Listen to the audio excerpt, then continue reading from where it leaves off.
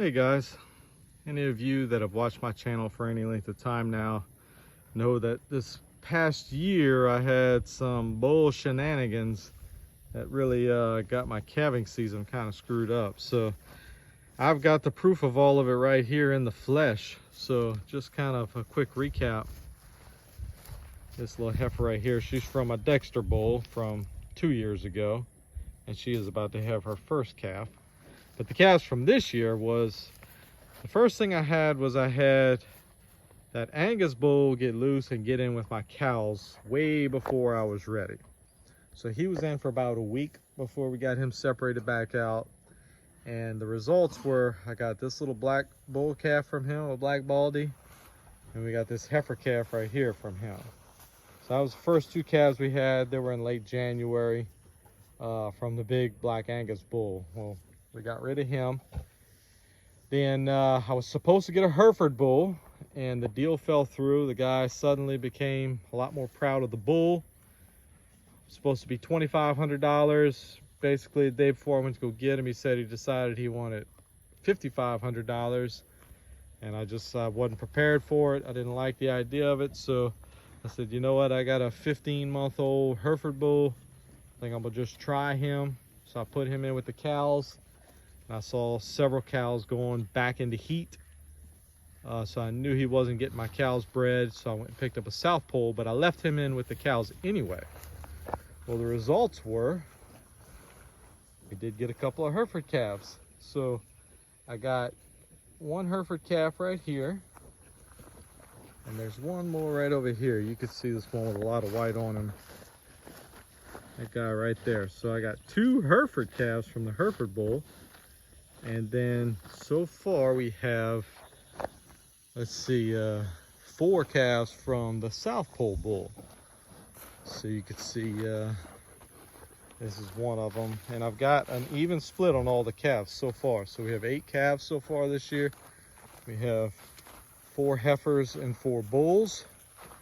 But after those first 2 calves from the Hereford bull, everything else has been South Pole. Now, I hadn't DNA tested them or anything yet, which we may if we decide to register the heifers.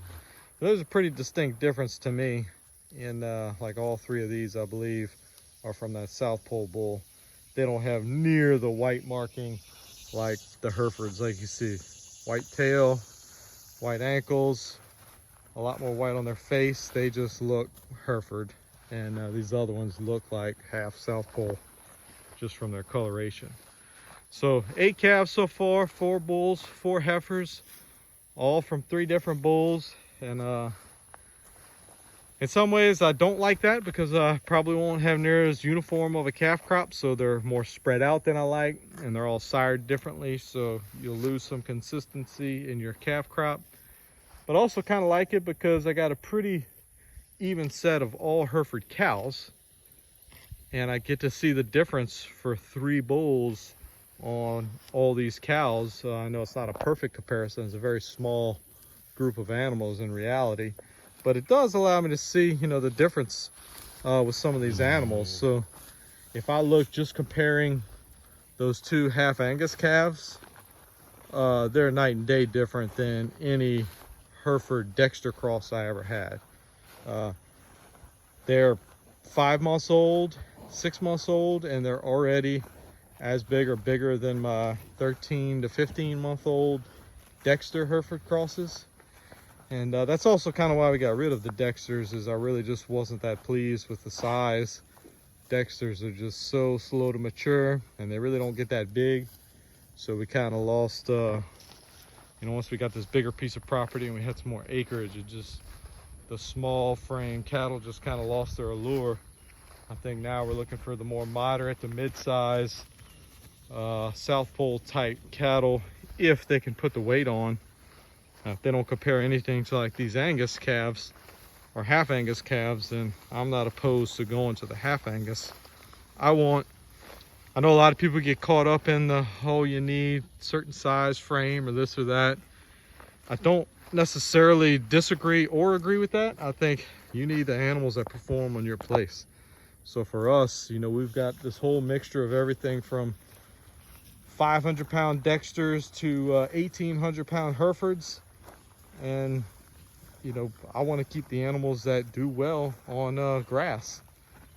So whether that's a 800-pound cow, 1,000 or 1,500, I don't really care. I just want the ones that are low maintenance, do well, put weight on, raise good calves. Those are the criteria I'm looking for. And to me, the super small could just be breed, like the dexters just weren't doing it. I don't find that compared to some of the other animals we've had. So I think having calves from 3 different bulls like this on an even set of cows is a really good way to compare side by side. There's no difference in, oh, last year more rain, this year more drought, or whatever you might want to say. It's a very apples to apples. At the end of the day, which ones pack the weight on, which ones have no health problems.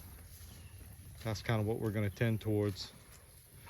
But anyway, I thought I'd just give you guys a little update on all these calves. They're getting hard to keep track of. I got all of them tagged except there were 2 that were a little too spunky. I never did catch them, but I got some notes on them, so when I run up to the squeeze chute, I can put a tag in their ear and have all their data saved. So anyway, that's kind of my 2 cents on what we've got going on so far this year with calves, and hope y'all have a good day.